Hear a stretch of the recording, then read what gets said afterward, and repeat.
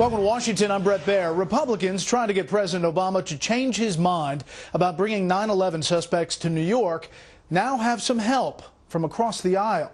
National correspondent Catherine Herridge reports on a renewed effort to avoid a spectacle many feel will be too costly and too dangerous. In a letter to the Attorney General Eric Holder, 6 senators, 3 Republicans, 2 Democrats, and 1 independent urge him to reconsider his decision to prosecute the 9/11 suspects as common criminals with the full rights of American citizens in federal court.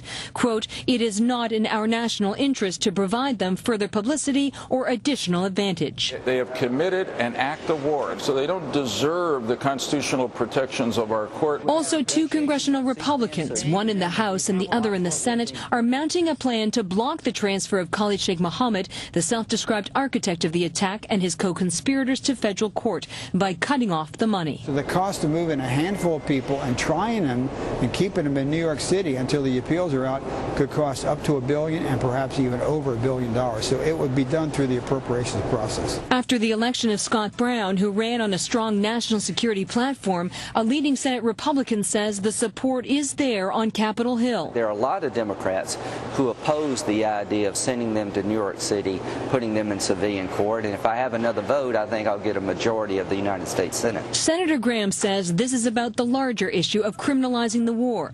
And the case of the alleged Christmas Day bomber, Graham says, shows the real problems the administration has created by Mirandizing the suspect and forfeiting future intelligence about a real-time threat to the U.S. I think the administration has made a mistake that could bring their administration down. This is one issue where most people don't see the other side. When a Fox News crew sought comment about detention policy from the Attorney General at a recent speaking event, his detail appeared to direct the hotel staff to block us.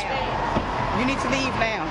Bye. Reed Weingarten has known Holder for 30 years. You know, Eric is a Justice Department guy. He believes in taking cases one at a time and seeing that justice is done. I firmly believe the criminal justice system is up to the task here.